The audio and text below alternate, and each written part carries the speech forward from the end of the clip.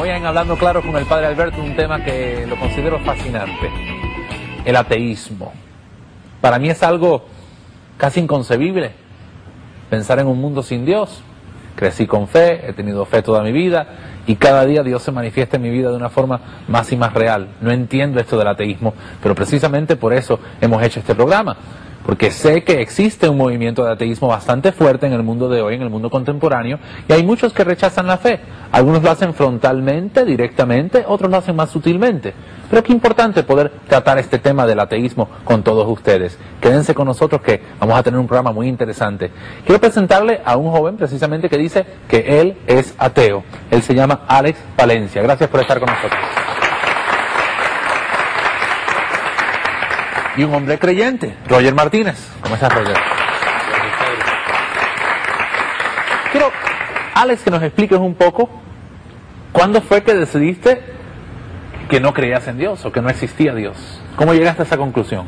Bueno, yo digo que yo soy un ateo intuitivo porque Explícanos. Primero dije que Dios no existe y después estudié, que me informé de que Dios no existe. O sea, que tú sentiste en tu corazón, en tu mente, que Dios no existía. Sí, por algunas preguntas que yo me hacía de niño y algunas cosas que veía y las incongruencias religiosas que a veces hay en las personas religiosas. Yo me crié con mi abuela y mi abuela era muy católica, incluso yo rezaba al Padre Nuestro todos los días, pero un día le dije, no voy a rezar porque Dios no existe. ¿Qué edad tenías? Entre 7 y 8 años. O sea, de una muy temprana edad decidiste esto. Sí, sí. ¿Cuándo fue que en tu vida confirmaste que te sentías ateo, que eras ateo en realidad? Bueno, después me fui informando, fui leyendo, ya en la escuela, en el colegio. ¿Qué leías? Leí varios libros, desde el origen de las especies, la teoría de Oparín sobre el Big Bang y todas estas cosas. Y algunos libros religiosos, la Biblia, yo he leído mucho la Biblia. Estuve como 1 año y medio en el primero bachillerato leyendo todos los días 45 minutos, media hora la Biblia. Y no la desconozco. O sea, has leído la Biblia mucho más que muchos creyentes, quizás. Yo creo que sí, porque cuando hablo con algunos creyentes veo el desconocimiento que tienen de la Biblia y de la historia misma del cristianismo. Yo he leído, soy un autodidacta en eso, sobre los principios del cristianismo, incluso antes de ser meramente cristianismo. ¿Qué es lo que te ha hecho, de alguna forma, pensar que Dios no existe? ¿Cuál ha sido la conclusión? ¿Por qué llegaste a esa conclusión? Bueno, cuando empecé a estudiar cómo está compuesto el universo, sus fuerzas y todo esto, pensé que realmente es imposible que exista una fuerza superior que pueda controlar, manipular o crear todas estas grandes fuerzas del universo y toda esta gran grandeza que tiene el universo. Y ese es prácticamente mi base para no creerlo. ¿Hay quienes usan esa misma base para creer? Sí, al contrario. Porque dicen, todo esto tan maravilloso, tan tremendo, que está aquí en el universo, alguien lo tuvo que poner ahí. Ahora, Roger, tú que eres creyente, al escuchar a Alex con su testimonio, ¿no?, de que él se siente ateo intuitivo, desde los 7, 8 años ya sentía algo de que Dios no existía. ¿Qué nos dices? Bueno, vamos a ver, yo creo, padre, efectivamente, como usted lo decía al principio con el tema del ateísmo, hay algo que se llama ateísmo positivo, o sea, una persona que se preocupa, digamos, por querer demostrar, si se quiere, desde el punto de vista filosófico, científico, la no existencia de Dios. La verdad es que nunca han logrado probarlo tampoco. O sea, nadie ha logrado probar la no existencia de Dios, por otro lado. Y a mí, hablando de ateísmo, padre, a mí me preocupa más el ateísmo práctico. O sea, ¿en qué sentido? ¿Qué es el ateísmo práctico? El ateísmo práctico es sí tener, digamos, una confesión teórica de la existencia de Dios, pero luego vivir una vida que no tiene nada que ver con esa existencia de Dios. O sea, totalmente de espalda a aquello de lo que Dios, de acuerdo con la Iglesia y con la Sagrada Escritura, nos pide. O sea, vivir como si Dios no existiera. Exactamente. Muy interesante. Que es realmente peor, para mí es peor. Pero ¿qué te parece esto, no? A mí me parece algo, me intriga mucho. A veces incluso cuando me encuentro con una persona como Alex, no lo he conocido bien a profundidad, hemos hablado unos instantes antes del programa y aquí ahora en estos momentos, pero yo no he conocido un ateo de verdad. O sea, cuando digo ateo, estoy hablando de una persona que rechace a Dios, que de verdad lo rechace y teniendo la posibilidad de conocerle, le cierre las puertas. Nunca he conocido eso en realidad. Yo tampoco, padre. Yo realmente le voy a decir, Cuando se habla del ateísmo, a veces se habla, por ejemplo, del tema de la pérdida de la fe. Y yo siempre me he cuestionado, de, bueno, ¿este realmente perdió la fe o es que realmente no tuvo fe? O sea, realmente los 7, 8 años es una edad muy temprana, como para haber llegado a un nivel de razonamiento filosófico, lógico, para poder llegar a ese tipo como de conclusiones.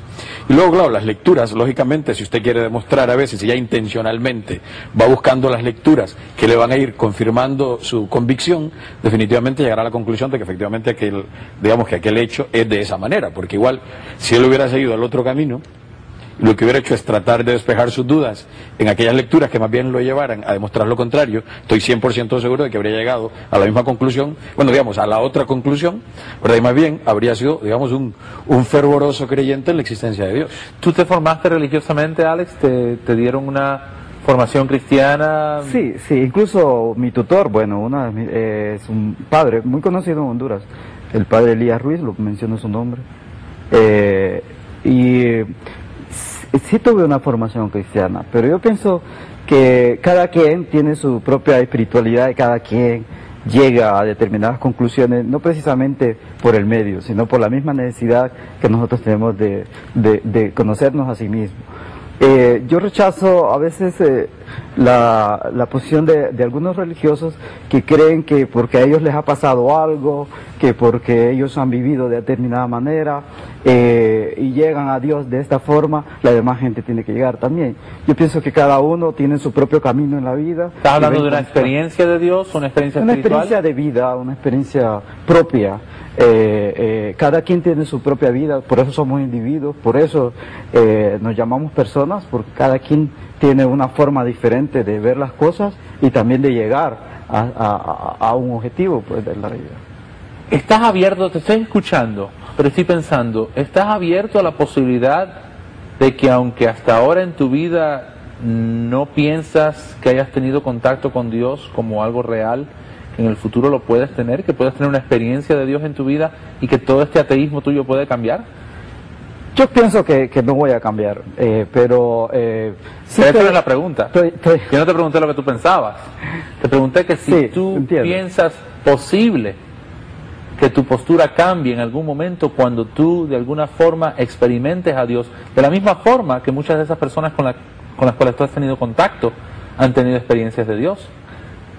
No ha sido mi experiencia personal, pero pienso que realmente no voy a llegar a una conclusión de esas por ninguna razón que me pase, porque estoy convencido, y es más, no niego la existencia de Dios porque pienso que no existe. Entonces no estoy negando la existencia de Dios. Yo no puedo negar lo que no existe. No estoy negando eso. Pienso que no existe. Yo me pregunto, cuando en un joven, en una persona que en realidad, aunque sea una persona madura, en realidad todavía le falta mucho por ver. Sí, porque el asunto... Él no lo ha visto, no lo ha conocido todo. Sí, porque ha detenido la búsqueda. Entonces ese es el punto, claro, es un poco como plegarse, es decir, esto es lo que a mí me conviene, lo que yo quisiera, lo que a mí me gusta. O lo quizás de lo que yo me he convencido, yo mismo. Por eso le digo, pero es difícil, o sea, yo no puedo hablar a veces de algo que yo no conozco, o sea, yo nunca puedo hablar con propiedad de algo que yo no conozco. Si yo no he sido capaz como de bucear, de buscar, de estudiar, de preocuparme por leer, ¿verdad? Por hablar con gente que ha tenido la experiencia exactamente contraria. O sea, porque lo que pasa es que yo pienso que si es demasiado joven, aun cuando haya llegado, por ejemplo, a la escuela secundaria y ha tenido un tutor, ¿verdad? Aunque haya sido un sacerdote, como para poder, ha habido como elaborar, digo, filosóficamente, ideológicamente, una conclusión como esa. Cuando hablas perdóname, Roy, pero cuando me hablas de la fe como regalo de Dios, bueno, ¿cómo es que tú has experimentado la fe como regalo de Dios? Para que quizás Alex entienda, quizás lo que él no ha sentido, no ha experimentado, ¿cómo es que tú lo has experimentado? Vamos a ver, pero yo creo que los cristianos estamos todos de acuerdo de que la fe es una virtud teologal, padre, es lo que todos sabemos. Ajá. Efectivamente es un regalo de Dios, o sea, vivimos en un mundo sensible y yo estoy totalmente de acuerdo de que a veces creer cuesta. Además el ser humano por naturaleza duda, Alex, ¿verdad? Y eso es normal, lo que pasa es que hay que ver en qué pozos uno calma su sed y dónde es que uno busca resolver sus dudas. Entonces, ¿qué sucede? Es cierto, muchas veces por las lecturas, por la propia vida que a veces uno ha tenido, puede llegar a que quepan dudas en su alma, pues claro, y uno no trata de resolverlas, insisto, en los sitios adecuados, termina muchas veces perdiendo la poca fe que uno tenía. Pero ¿qué sucede? O sea, muchas veces, a pesar de esas lecturas